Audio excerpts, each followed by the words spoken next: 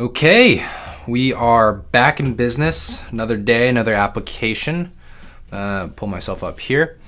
Today we're going to go through Ben's 2020 application. This is the full application that he wrote to get into 2 or 3, if not more, medical schools.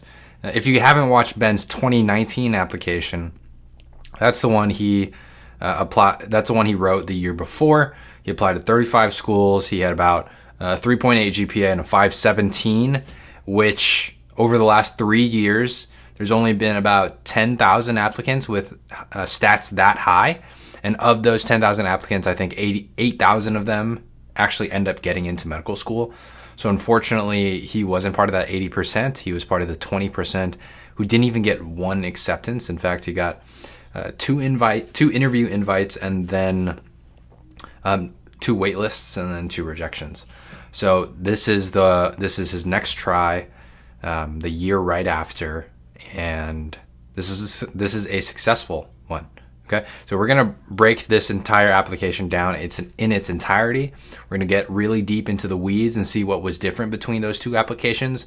Then we're gonna reverse engineer it and see if we can take anything from this 2020 application, see what the big trends are, and see how we can apply it to your own application and your own journey. If you haven't watched the 2019 application, I would encourage you to watch that first, because I'm not going to go through everything in the same amount of detail, because some of the extracurricular activities here are just copy and pasted from 2019, and you can see my comments on those extracurriculars in 2019. I'm just going to focus really on the differences here. What he did to make sure that his new application was accepted despite having the same extracurricular activities, despite having similar grades, right? So he primarily rewrote his personal statement, all of his work and activity sections, and even though they were the same activities, he described them in a different way. There's a couple of things he added, but nothing too major, nothing that was like life-changing. So this is important for any applicant who wants to understand medical school admissions, but it's particularly important because you'll get a sense of how difficult it is to get into medical school, especially the second time through. And so I really, really, really want to encourage everyone here listening to this that the first time you apply should be your best chance at getting accepted as humanly possible. If it means taking another year off, if it means getting some help with your application, getting one-on-one help with your application, right? If it means having more than just you and your advisor see it, but other medical students like myself, just seeing and making sure that there's no red flags, there's no typos, the way you're describing it, it's not generic, it's not boring. Just because you're going to spend months of time and thousands of dollars writing this application, and this entire year is going to be defined as an application year. That's basically going to be the highlight of your year, is that you applied to medical school, because it takes so long. So I want to make sure that when you do that, you have the highest chance of getting in, just because, like Ben experienced, you can spend an entire year, and then at the end of the year, you have nothing to show for it, and you have to start writing your second application immediately. And you don't have to know Ben to know how much stress that he experienced, the mental toil of feeling like no one wants you. And the worst part is just the dread that comes with, man, I have to do all of this over again. And I don't have I didn't publish in Nature. I didn't cure cancer over the last year. Literally all I was doing last year was writing my application. So if they rejected me then, how are they going to reject me now? Or how are they going to accept me now? Excuse me. So that's the key theme of this application, to see what he did differently to make sure that he got in. But that's important context, and just again stresses the importance of making sure you're ready the first time through. Okay, put myself in the top left here. A couple of things. I'm going to right click again to show you where I'm at. Unfortunately, I don't know of any other better way to do it. But this is GPA and MCAT again. So this one, he downloaded it before it was processed. So remember in the last application, we talked about the difference between submission date and process date. So he submitted on June 20th. He downloaded this application He downloaded this application on July 2nd, so about 12 days after he submitted it. And look, even after 12 days, his application was not processed. It was not verified, right? Contrast this to this right here, where submitted it May 31st, so much earlier, 20 days earlier, and it got processed within the week, right? So this is the power of rolling admissions. You send in your application early, you get it processed earlier, and so you're in contention for a bigger number of seats, right? So by the time June 7th came along, there was 100 seats at this medical school, but maybe by the time Ben's application got verified in 2020, there's maybe 95 seats or 90 seats, right? And you want to play with as many seats as possible. So it didn't get processed by July 2nd, but he didn't add any new classes or anything like that.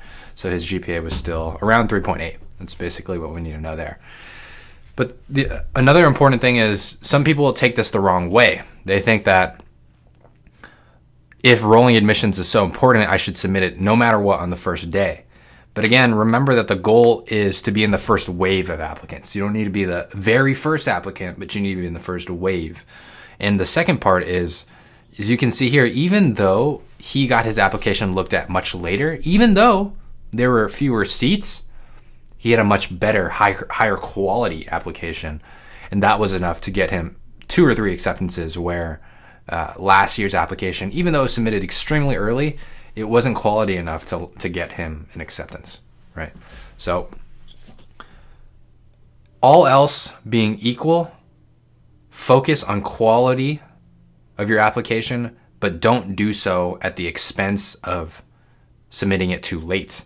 And also find the balance between submitting it too early, but also having a quality application.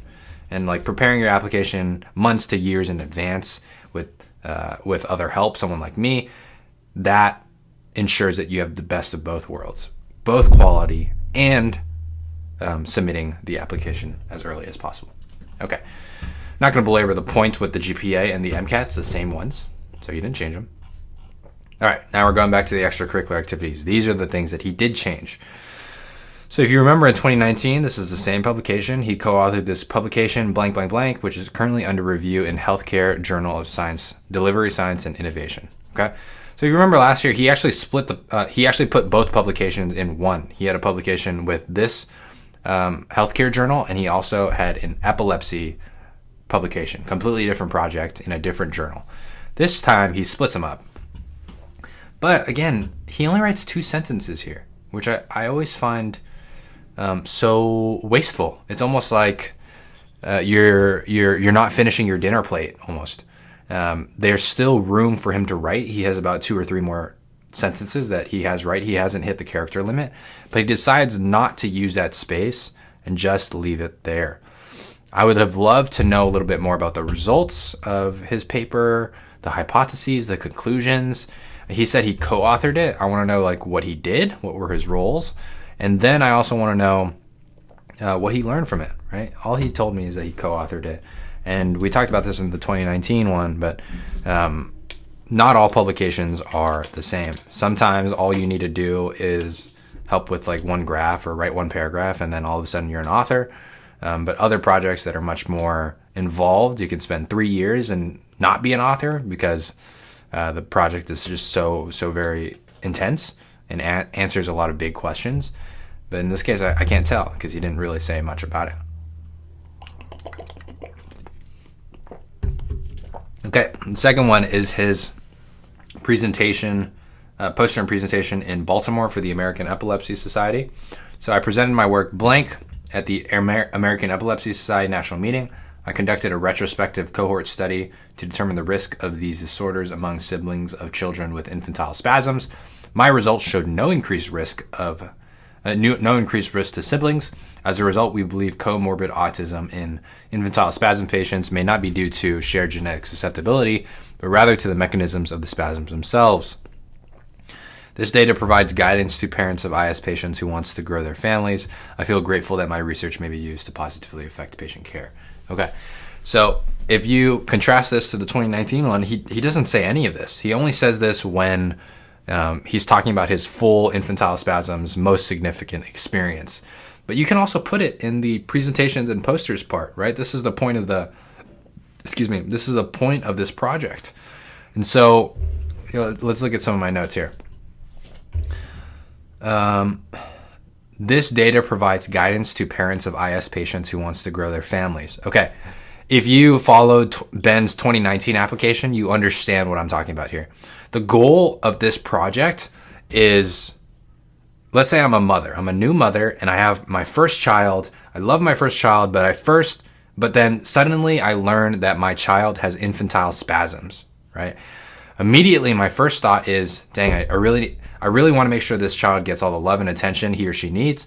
But my second thought is, if I have another child, will my second child also have this condition? I don't want that, right? So it has real effects on real families and their planning of their children. But this is all that Ben says. He says, this data provides guidance to parents of IS patients who want to grow their families, right? You don't get the same sense. I would have loved for him to describe a real mother who had this real issue, or a visit that he was a part of where the doctor said, I'm sorry, Mother Michelle,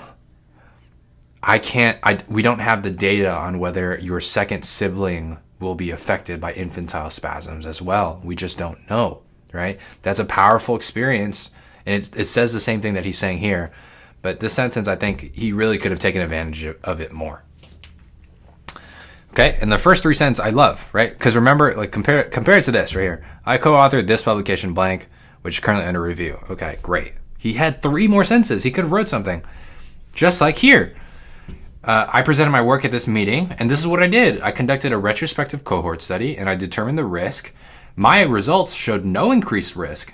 As a result, we believe that comorbid autism in IS is not due to genetics, but probably due to the mechanisms of the spasms themselves, right? Very clear what you did, what the results mean. If I were him, I would have reworded this to put the patient and a mother first, then described why this project was done because of that mother or because of these families that have these problems, and then describe the results, and bang, you got a great experience right there, right? I think he left a lot on the table for this first publication. And I also think he left a lot on the table by not sharing a real patient or a real story that is the reason this project is even in existence. Okay. Next. This is one of his new experiences. This is his full-time job during the year that he didn't get into medical school. So Blank is a med ed company that teaches sonography or ultrasound to medical professionals. We provide online courses, real cases. In my role, I create and organize educational content. I lead the production of the ocular trauma ultrasound course and the creation of a neonatal neuro ultrasound course. I gather scans in the emergency department where I've seen the impact of our product improve patient care. Okay, this is interesting. A physician who learned from our course quickly found internal bleeding with ultrasound and admitted the patient for a life-saving procedure. With Blank, I leverage my passion for teaching to ultimately improve patient care. Okay, so a couple of things. One, in my role, it's unnecessary. You can just say I create. And remember, I really want to stress this. People don't think that these things matter. They really matter because you don't have as much real estate on the application than you'd like. You only have 700 characters. And if you use 10 of them saying in my role, because that's something else, an adjective, a name, right? Okay, and these things add up. So the first couple of sentences, he tells you what he does. He gives you an example. He does the ocular trauma ultrasound. And then at the end, he makes a big claim. He says that I've seen the impact of our product improve patient care, right? He's like really going behind this ultrasound company. He's saying that, yes, like my work really, really helps patient care. He says that someone who learned from their course quickly found internal bleeding and admitted the patient for a life-saving procedure. It's cool. But as I write here, I would love this to be more concrete. It seems a little bit lackluster, right? It's an important example, but in 2 sentences, it just doesn't it doesn't give me that punch that I think Ben was kind of going for here, if you guys know what I mean with that. And at the end, he says, with this company, I leverage my passion for teaching to ultimately improve patient care. Another one is I didn't get the sense that he was a teacher, right? He says he creates and organizes educational content and he leads the production of them. But I don't really feel like he's a teacher to me, right? I feel like he's an organizer of information. So, I mean, just a little couple of questions that I have. I think this is a cool experience, a cool full-time job, but I just would have loved to gotten this to be a little bit more concrete. But it's not bad. Hobbies, photography. So this is new, right? He didn't have that in his 2019 application. Photography allows me to further my creative bounds. I enjoy independently learning a craft, attending to detail. You see how like every application I will read, it has something like this. Attending to detail. Not only is that kind of like awkward phrasing, but it doesn't really mean anything, right? Everyone says it so much that it doesn't mean anything. And exploring my surroundings for a great photograph. On a deeper level, photography allows me to express myself and understand others. Photographers and others alike capture specific moments that are most important to them. I love taking shots of my friends and family, Los Angeles skyscrapers, and the flowers in my backyard. Through taking and sharing photos, I get a more complete understanding of the things people hold dearest, okay? With this understanding, I can connect with more people more deeply. I also create educational videos on YouTube to teach others photography. Okay. So a couple of comments here. I wrote, others alike seems kind of awkward to me when I was reading it. And then here, I love taking shots of my friends and family, Los Angeles skyscrapers, and flowers in my backyard. If you remember from 2019, we met Robert, who is a 69-year-old husband. We met Maria. We met another woman who is a mother of two and a baker, right? And now for the first time, we're actually getting to meet Ben a little bit, right? Ben is a guy who loves taking shots of friends and family. He loves putting his camera at a skyscraper and the flowers in his backyard, right? I get to know you a little more here, how you spend your time, what you care about. At the end, if you watch 2019 again, you'll remember that Ben had an issue where he was forcing a lot of the connections. And this is, I feel, is a great experience because he doesn't do that, right? He doesn't do that here. He doesn't say, I get a more complete understanding of the things people hold dearest. With this understanding, I can connect with people more deeply. Because I can connect with people more deeply, I will be a great physician because physicians need to connect with people more deeply, right? He doesn't do that. He says, I make YouTube videos and I teach other people photography, and that's it. There's nothing here related to medicine explicitly, nothing here related to patients. And I think that's tactful. I think it's classy. Not everything has to relate to being a doctor. You don't have to bridge everything into medicine, right? And just reading that, I can see, oh, this guy is like a very calm, cool, collected guy. He takes photos to connect with people and what they care about. I can imagine that would be useful whenever he becomes a doctor, right? I can make that conclusion. I can make that bridge for myself. I didn't need Ben to write it. And if he did write it, I would have been like, oh, it's like retelling a joke. It's just too strong it's too explicit. I didn't need you to like write that. And when you write it, it makes it lose its magic almost. Okay, going on. We got shadowing the neurosurgeon again. All right. So let's see. This is the same shadowing thing. Remember the 80 hours? We had the 80 plus 20 equals 110 or something issue in 2019. Looks like he took some of that out. As I observed many complex cases from aneurysms to tumors, I came to understand the intimate relationship between medicine and death. Okay, that's a great sentence. It's almost like a story. One patient had terminal spine cancer. Okay. As Dr. Blank inquired about his bucket list, the patient became emotional. Dr. Blank earnestly listened to the patient express his fears of dying. This was a powerful indicator of the level of trust involved in the patient-physician relationship. When confronted with the imminent death of their patients, physicians must be prepared to care for their patients emotionally, even when nothing else can be done medically. Okay, great. I hope to cultivate trusting relationships like this with my patients in the future. Wow, okay. If you guys don't remember the 2019, I'm going to show you the 2019 entry. Here, it's right here.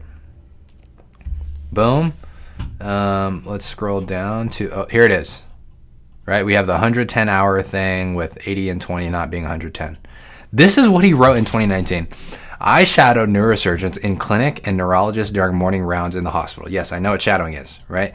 I saw the contrast between these two fields. What contrasts? Such as different approaches to treating a patient. Okay, what do you mean? As well as the commonalities.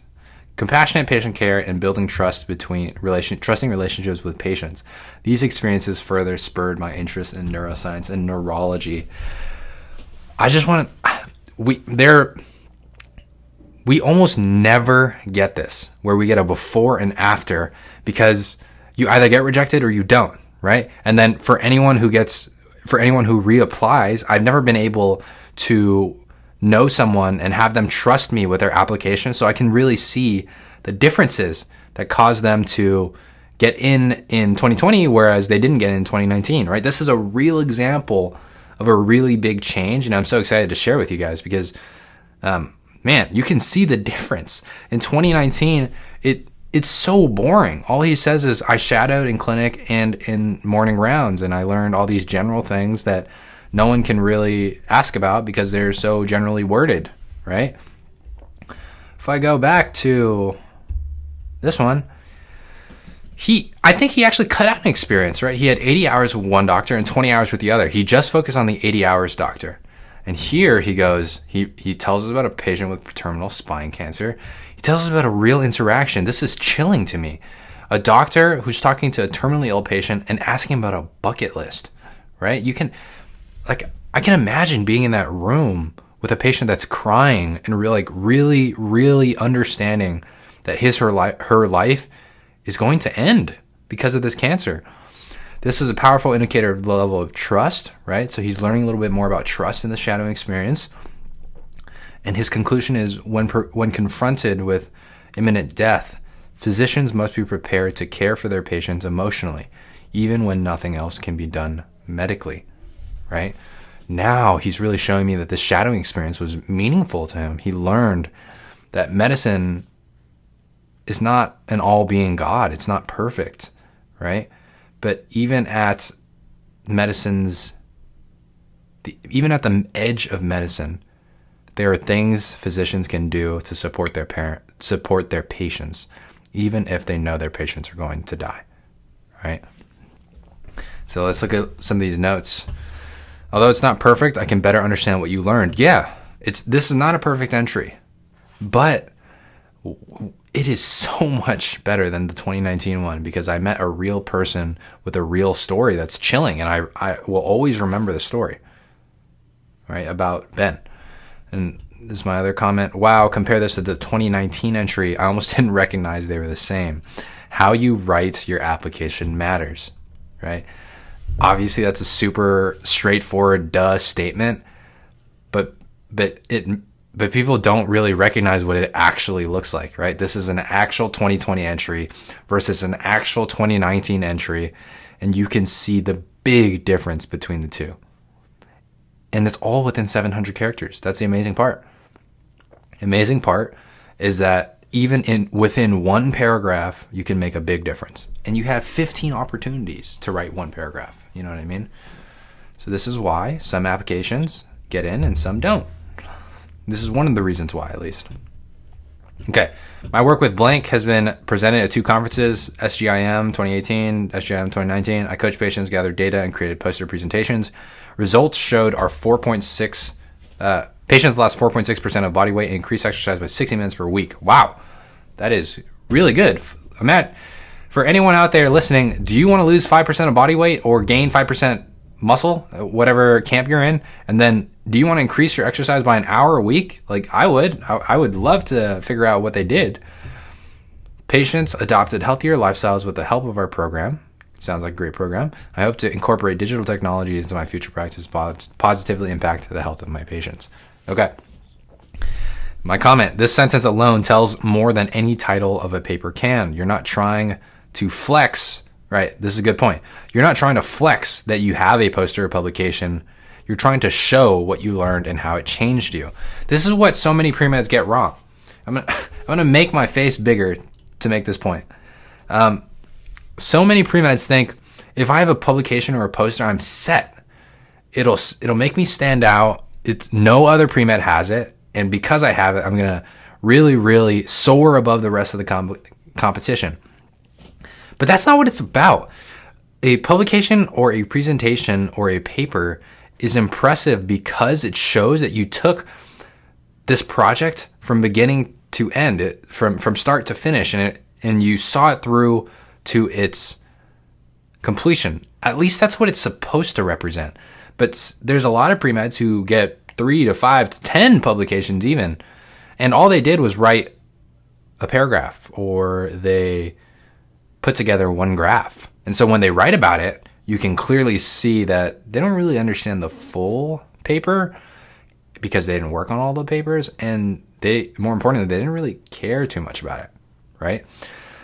So this here is the difference. You need to be able to understand your research, understand your roles and responsibility, understand the whole research, tell us about the results and why it matters. If you can do that, it doesn't matter if you have a publication or not. It doesn't matter if you presented it or not. What matters is I can clearly see you put in the hours, it's something that matters to you, and you did a good job with it.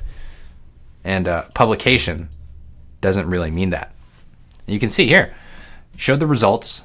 He told us what he did. We'll compare that to 2019. See, here it is. I mean, I'm not laughing because I'm making fun of him, but I'm laughing because I'm so surprised at the differences sometimes. Sometimes you'll look at an applicant and you'll think, wow, that's a strong applicant. How did he or she not get in? And then when you really get into the details, you can see this is what he wrote. I co-authored a publication which is currently under review. That's all he wrote. That's basically like writing nothing. That's just saying, oh, I have a publication, check. Compared to, back to this, he presented at 2 posters or 2 conferences. This is what he did. He coached patients, gathered data, and created posters.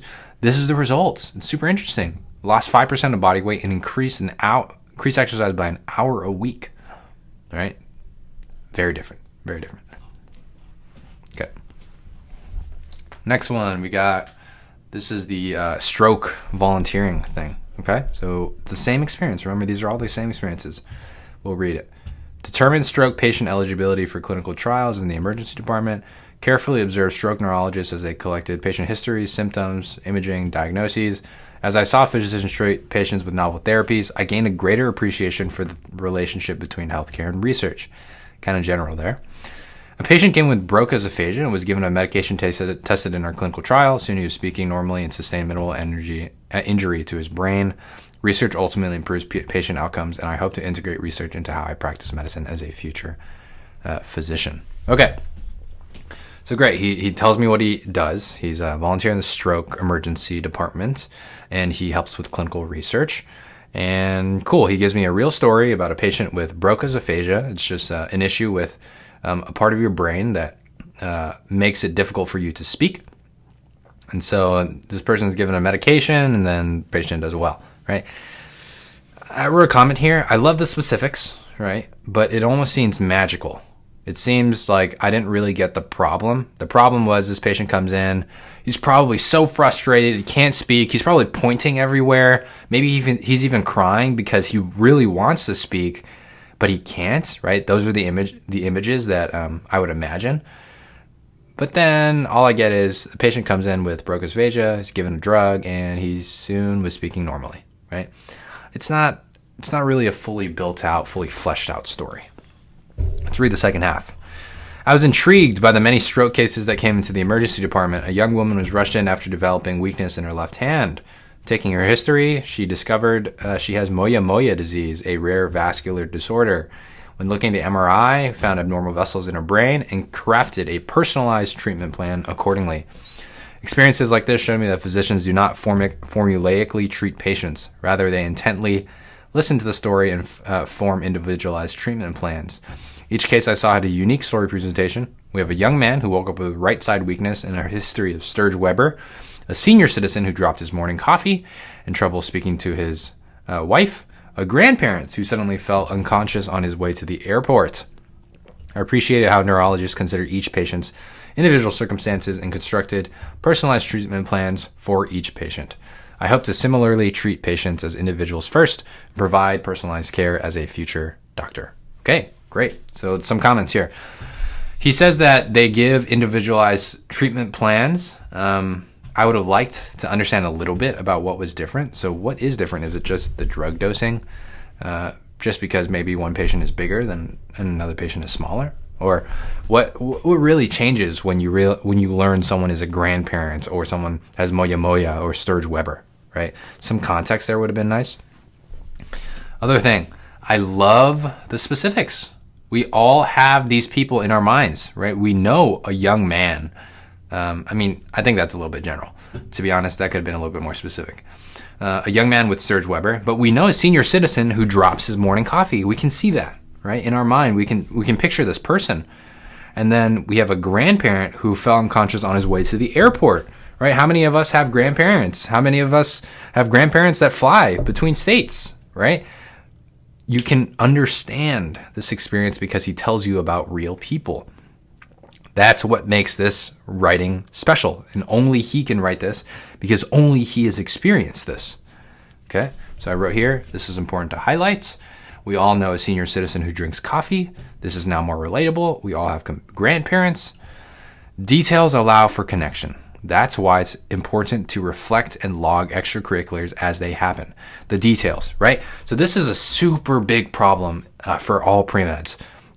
It happened to me. It happened to everyone that I've ever worked with, and it definitely happened a little bit with Ben here.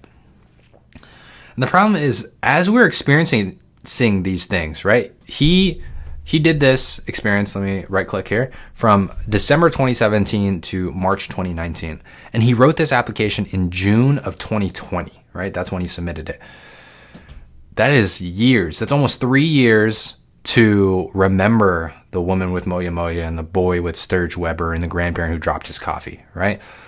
Obviously, we're going to remember the most important stories, but we're also going to forget some of the key details. And the details are really what matters. That it's what allows me as a reader to connect with Ben as the writer, right?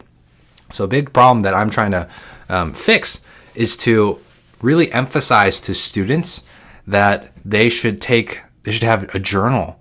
They should have some place to reflect. They should understand what guiding questions to answer, because as these things happen, you want to make sure that you write them down in full detail so that when you write your personal statement, when you apply to medical school, you have all the information that you would ever need to really, really, really paint a picture for the reader, right? You want to make sure that everything that you're saying allows you to connect with the admissions committee member, allows you to connect to the medical school. So yeah, that is why it's extremely important to reflect and log extracurriculars as they are happening.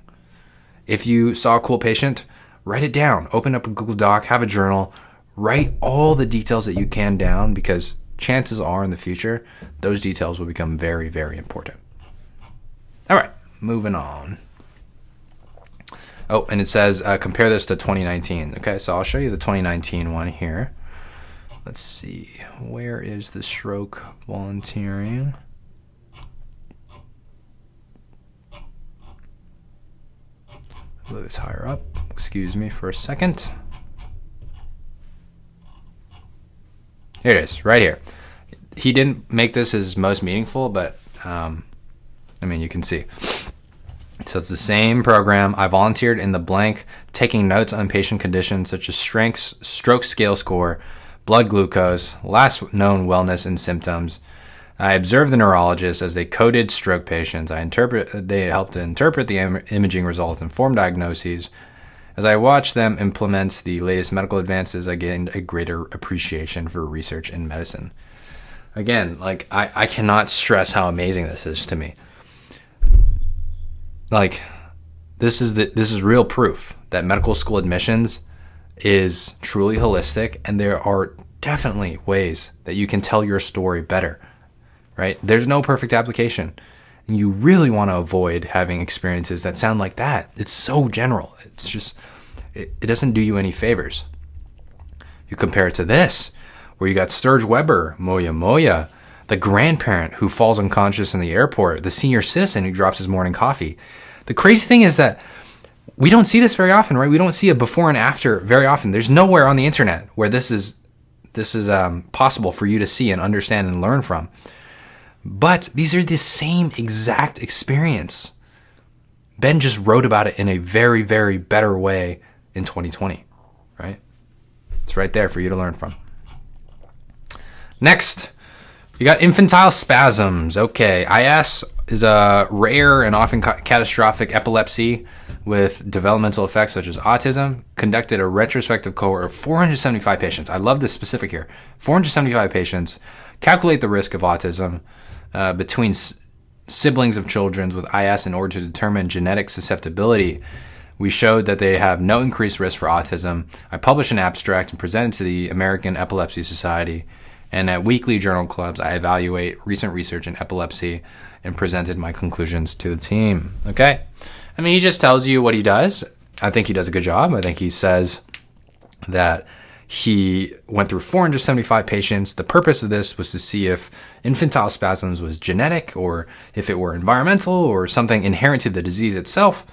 Presented it at AES, the Epilepsy Society, and then he has weekly journal clubs. Okay, at the end there's kind of a lot of things going on. I'm not sure why he went with the American Epilepsy Society and then the journal club, right? The Epilepsy Society presentation he could have put in the poster presentation part, and then the weekly journal club, I don't really get too much from that. So that's not that useful, but the beginning is done well. Let's see his most meaningful.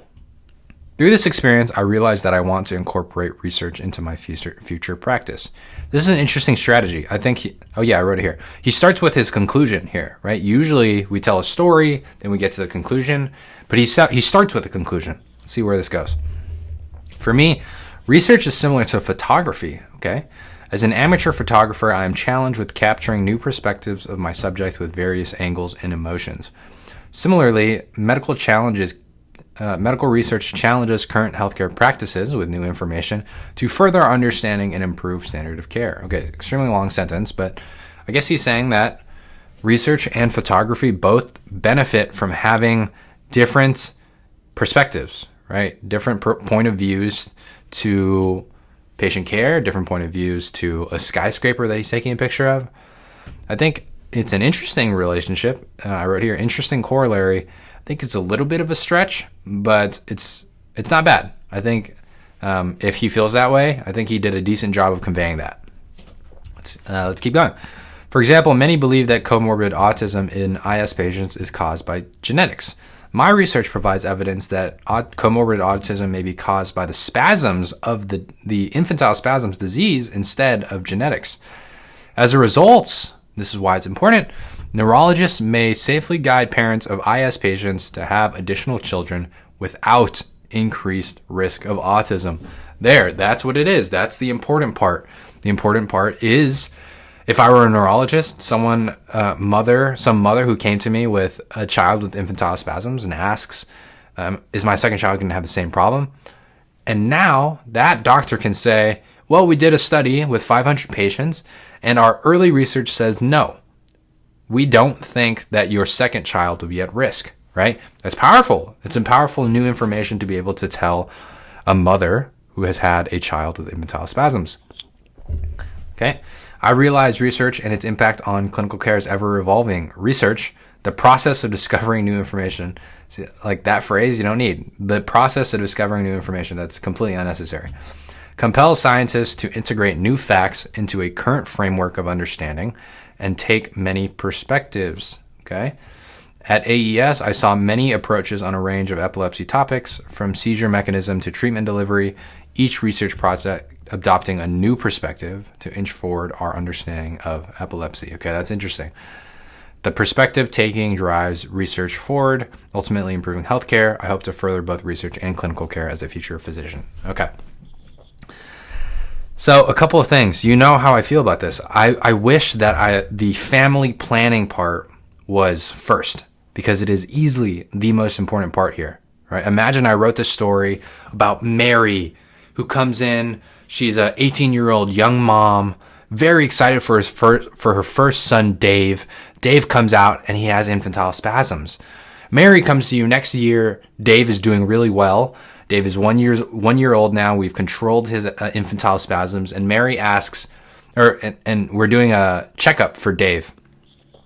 I'm the neurologist, and I go, Mary, don't worry, Dave is going to be fine. He's handling the medications well. I'll see you in a year. Have a great 2021. And then right before I leave as the neurologist, Mary goes, wait, doctor, one last question. I was thinking of having a second child, but I'm scared that my second child is going to be also affected by infantile spasms. Then doctor goes, Mary, I didn't think of that. That's actually such a great question. Personally, I don't know if infantile spasms is something that's genetic, right? We get that story. Then Ben tells you about, boom, got into that, or I learned about that problem. I did the study of 500 patients. I realized that siblings don't have an increased risk compared to the general population. Now, that neurologist can say with more vigor, with more proof and evidence, that Mary can have a second child without worrying that her second child will have an increased risk of infantile spasms, right? Imagine that. I feel like that is a very powerful experience, bridging clinical experience to research, right? So that's how I feel that that's why I feel like the family planning should have been first. But again, it's not bad. It still is in there, and it still is powerful. At the end, he talks about this conference, which I also think is interesting. The perspective here is of why conferences are so important is really powerful. His project had real implications, and so do the other 100 in that same conference building, right? So imagine he knows this about his work, and his work helped one family. It helped Mary, right? Then he goes, presents this work at a conference, and it's this big conference center, something like Staples Center, and under Staples Center's roof, there's 100 other projects answering 100 different questions, 100 different families having their own problems. Just imagine being under that building and realizing, wow, every year, even though it's 2020, 2021, there are still questions that families like Mary's don't have the answers to. And we're all under this roof, and we're all trying to help with that, right? We all have little pieces of the puzzle. I think that's a powerful thing. So, obviously, you're not going to get everything in one experience. You just don't have enough room for it. But that's what I would want to convey, right? Those are the powerful feelings and emotions that I want to show the reader. Okay, let's see. We got 5 more experiences than our personal statement. Bear with me here. Okay, we got this health intervention thing again. So it's a health intervention helps risk patients diabetes, obesity, hypertension adopt healthy behaviors. Health coaches, mobile messaging, activity trackers. I helped patients identify barriers to losing weight and form tailored solutions over 4 months. And then he's a director of research, and he enrolls people into the program. Okay, so the first paragraph, I know exactly what his role is, right? And actually, I'm going to kind of skip over this. I'll just read you the comments because this is it's pretty much a carbon copy of the 2019 one, which I thought was a good entry. And so he didn't need to change it, but it's a strong entry. He kept it for 2020. Some comments. He talks about this patient, Michelle, who doesn't have money for the gym. And so he meets her where she's at, right? Tells her to climb the stairs and do some leg lifts at home, some free stuff. Also meets her where she's at when she wants to be keto or something like that, right? She prefers a high-fat ketogenic diet, and so Ben learns more about keto, even though he's not keto, and meets Michelle where she's at. At the end here, he writes, I realize that many patients have unique circumstances that may prevent them from maintaining their health. And I comment here, let me just zoom out or scroll. Yep. He showed me the importance of the patient without saying words like compassion or patient-centric care. Again, the goal is to be like almost classy with it. Show me that you're compassionate. Show me that you're patient-centric.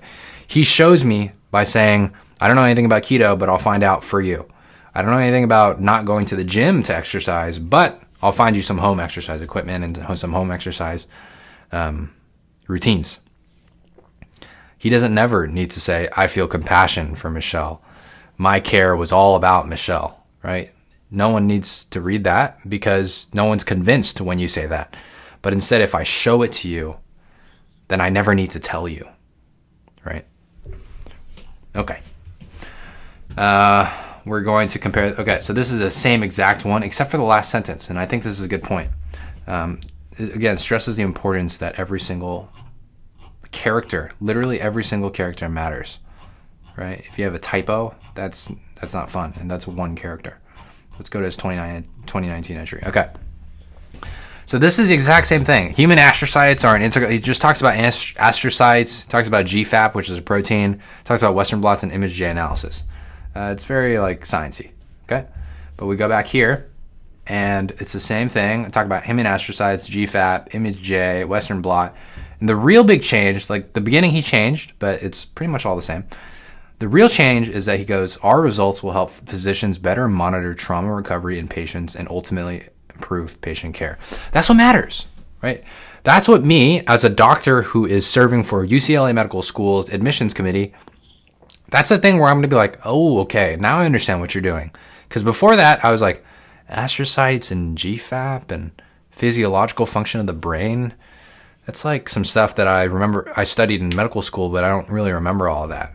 But that last sentence, let me get back here. That last sentence I can get behind. Our results will help physicians better monitor trauma recovery in patients and ultimately improve patient care, right? Compare that to the last sentence here. My experience in basic science research also taught me about experimental design and attention to detail. Wow, like one sentence makes the difference, and you can see that. It's obviously not a huge difference. Now, I'm going to take that back. It is a huge difference, right? When I read this, I was like, all right, I'm going to go to the next one. I'm kind of bored. But when I read this 2021, I felt a little bit more strongly about it, that he understood his role and why his research is important. So, again, it's a high-stakes process, medical school admissions. And it's because you can do all of these little things not as well as you would like. So please, please, please, please, please make sure that you're really combing through all of your sentences, all of your words, and doing the best that you can. Really stepping back from your application and really being honest with yourself. Does this really sound like I care? Does it sound like it's important? People like me can help with that as well. Okay, we got 3 more. These aren't too important because they're pretty much similar. They have the same problems in 2019 as they did in 2020. Right. So this is the front hall desk one. My big comment here is that he says, this experience taught me about effective teamwork, an integral part of medicine, right? Again, I had the same issue in 2019 where you can bridge anything. You can combine front desk working with medicine. You can combine intramural basketball refereeing with medicine, right? Every doctor needs to be able to talk to a person. Every doctor needs to be able to have all these soft skills. So theoretically, you can build a bridge between any two things. But you don't have to. In fact, it's almost like not classy, right? So if you got a haircut or you did your eyebrows, right, and you really, really want people to notice, it's not classy if you like go up and go, hey guys, like check out my eyebrows, you know what I mean? But if you're just kind of walking around minding your own business and someone notices it themselves, they're like, oh, dang, Mike, did you do your own eyebrows? Or did you just do your eyebrows? They look great, right? That's classy. That's a more classy, dang, like he looks good with that. Whereas if I go, hey, Ben, did you see my new eyebrows? Ben will be like, oh, yeah, I saw your new eyebrows. They're good. And it doesn't have that pizzazz, that magic, right? So here, you can talk about front hall desk work. You can talk about how you worked with the janitor in the kitchen and all the stuff that I talked about in 2019, in his 2019 app. But you don't have to force this bridge. This experience I'm going to right click for you guys to see where I'm at. This experience taught me about how effective teamwork is an integral part of medicine, right? He forces that bridge. You don't need to. And you shouldn't, honestly. Okay. But it does demonstrate that almost everything is relevant to your personal and professional development. It doesn't have to be medicine related for you to put it on your application. And so many students avoid putting really interesting things on their application because they feel like it's not med related. Okay. We got this neuroscience education one. He decided not to talk about Maria. It just made it one of his not most meaningful experiences. Yeah, And then the comment I had here is, I value my neuroscience education because it both satiates my curiosity and spurs an eagerness to learn more. Like, that's completely telling me you haven't really shown me anything there. Okay, so I wrote rather generic, doesn't say much.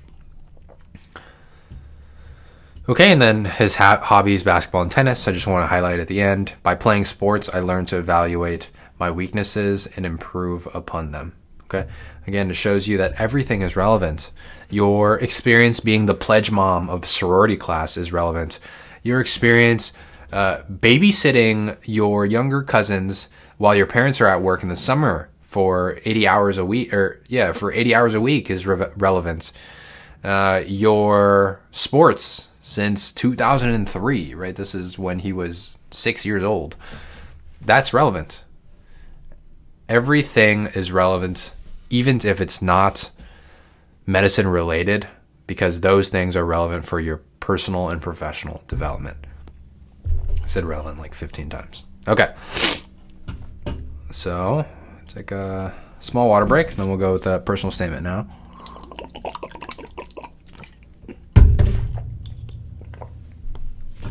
Okay. So this is a completely different personal statement. The cluster of desks, a poster board with a drawing of neuron, and a few plush toys representing neurotransmitters was a modest arrangement to learn about neuroscience. Okay.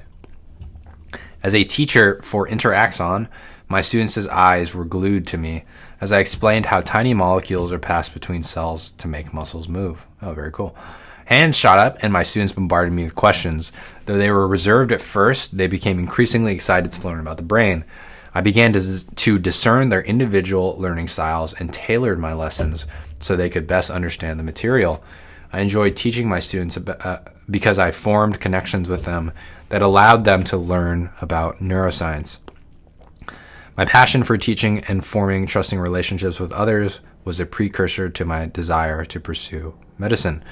Around this time, my uncle had a severe stroke. Okay, we'll get to there in a bit.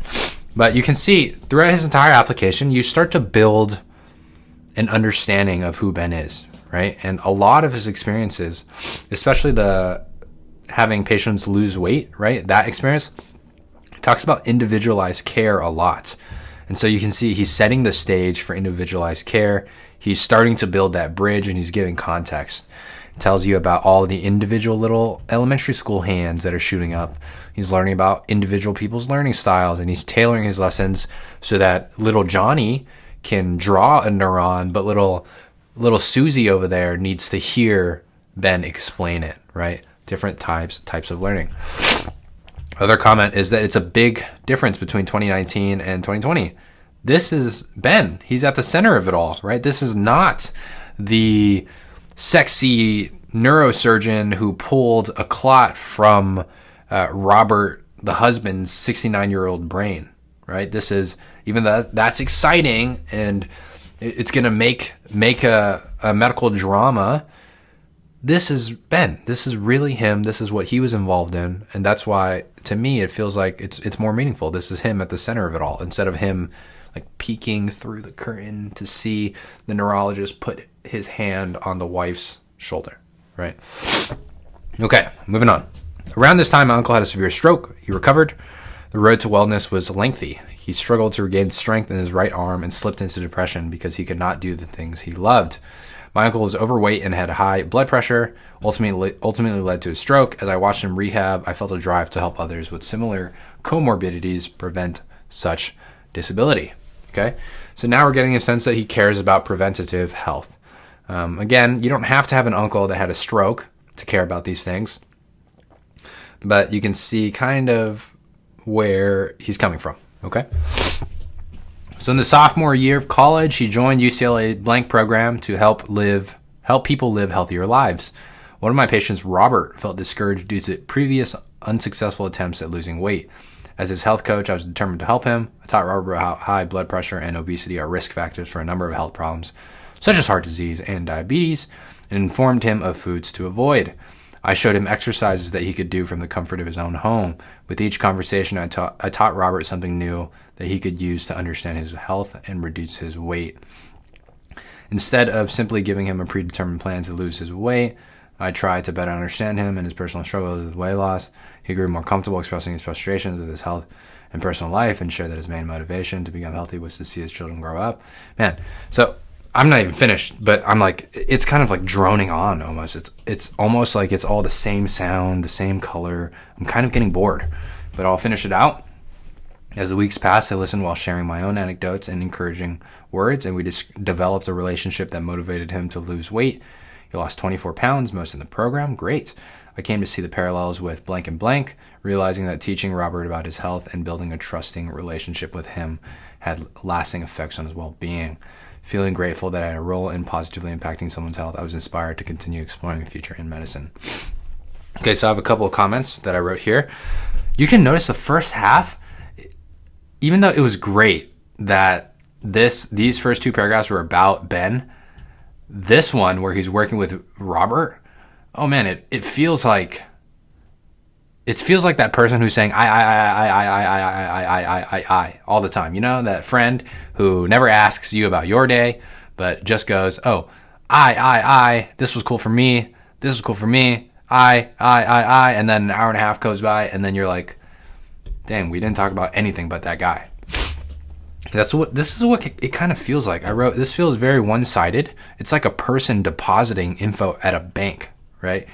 Ben is just going, I taught Robert, I showed him, I taught him, right? I joined.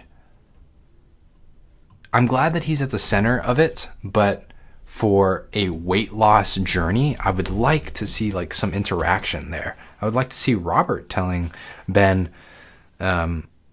what he's struggling with and things like that. And he gets to that a little bit later, but I'm just noticing that the first half is just really I actually even wrote this here. So remember that he grew more comfortable. Also this first highlight, instead of simply giving him a predetermined plan to lose weight. Okay, so you guys are starting to see this thread, right? Ben cares about individualized care.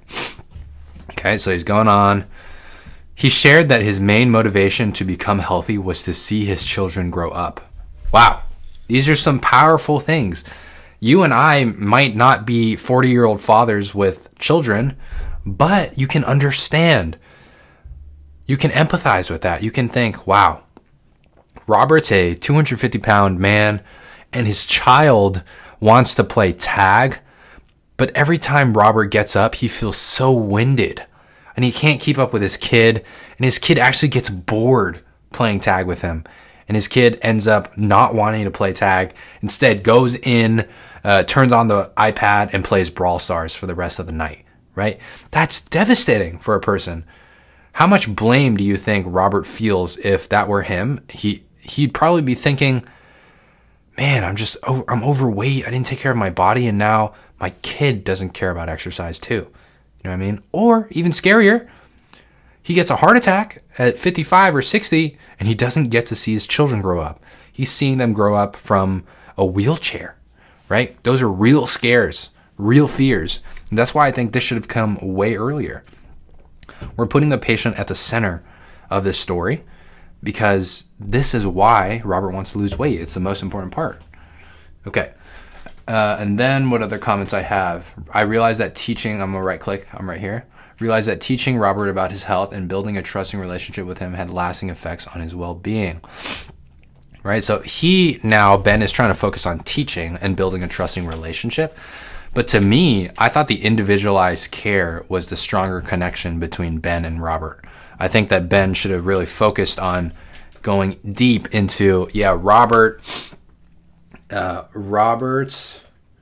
was a man who was a Hollywood director, and he couldn't find time to go to the gym after work.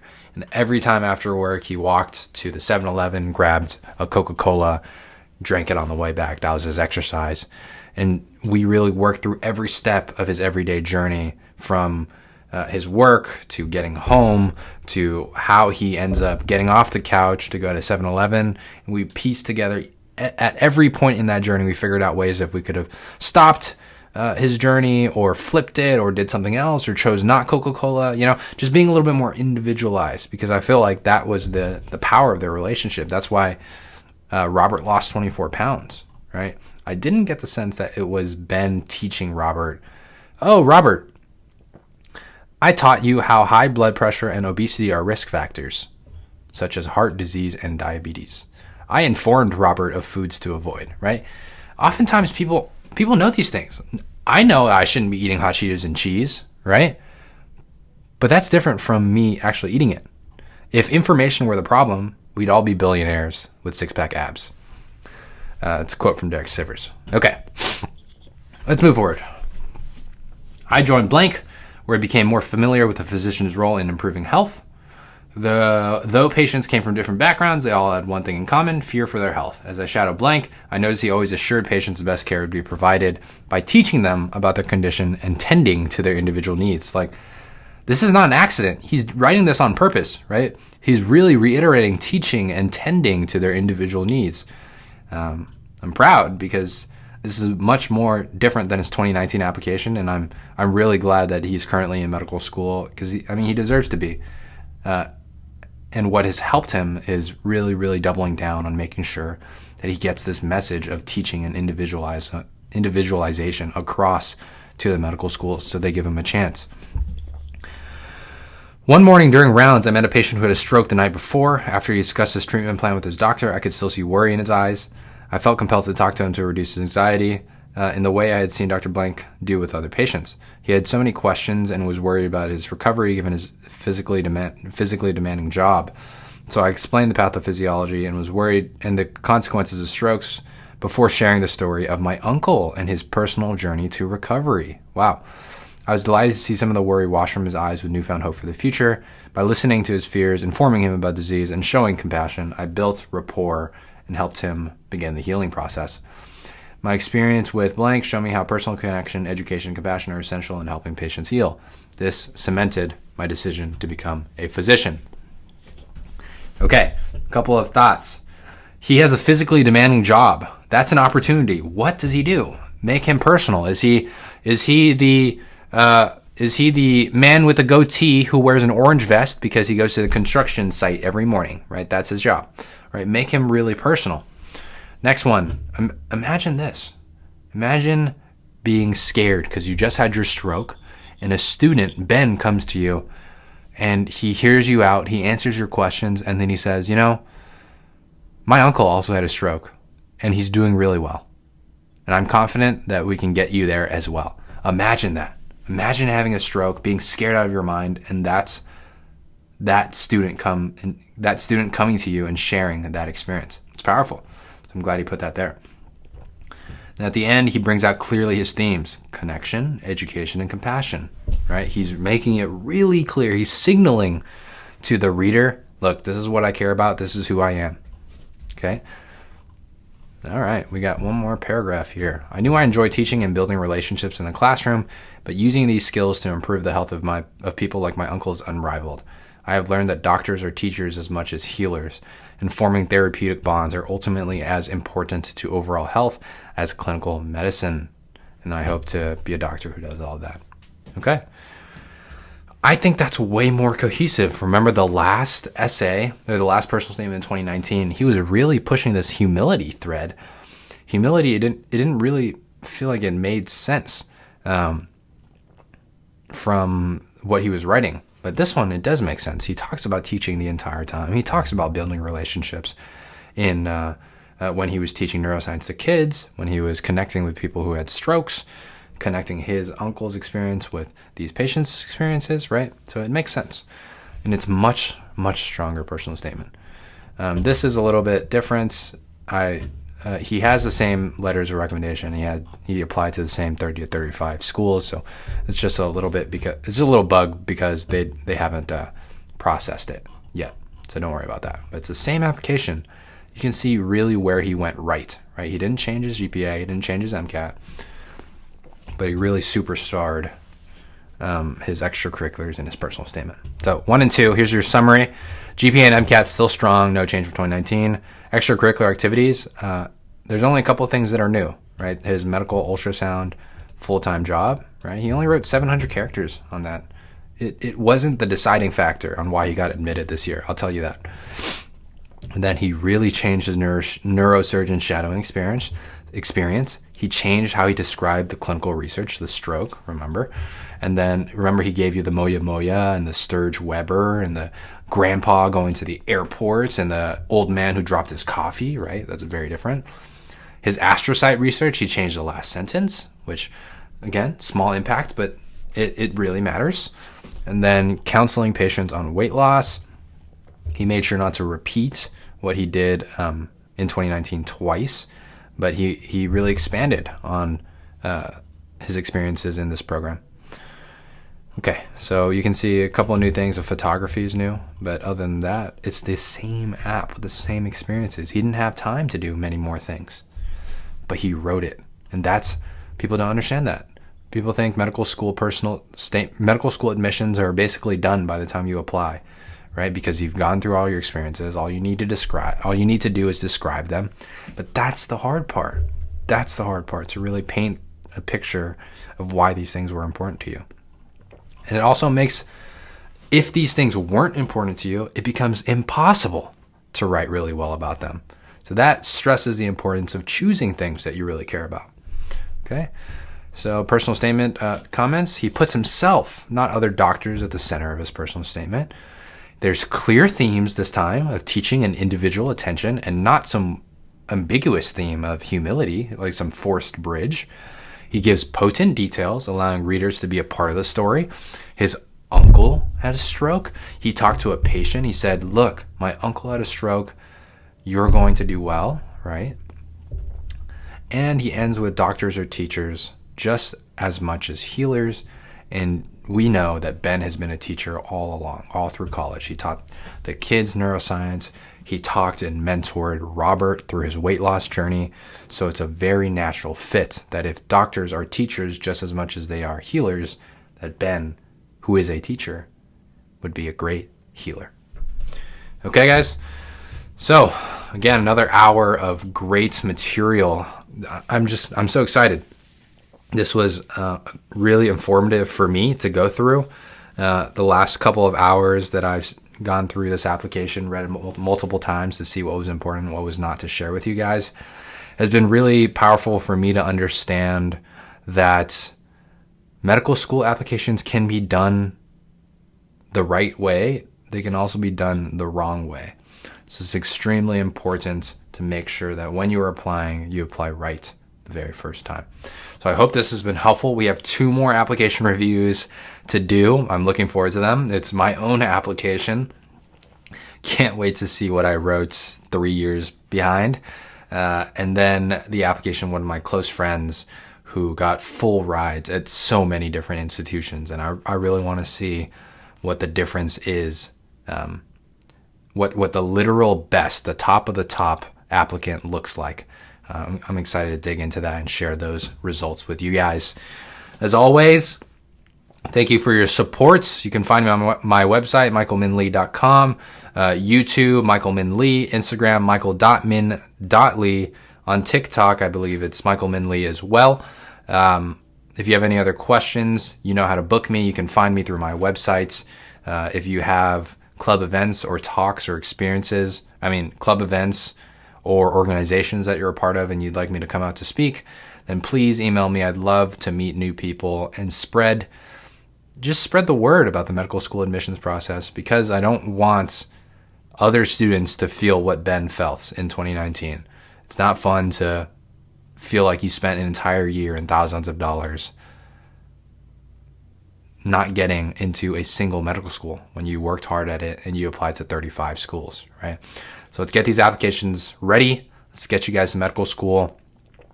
And I will see you in the next one. I'll talk to you. Next time I'll see you is me going over my own application.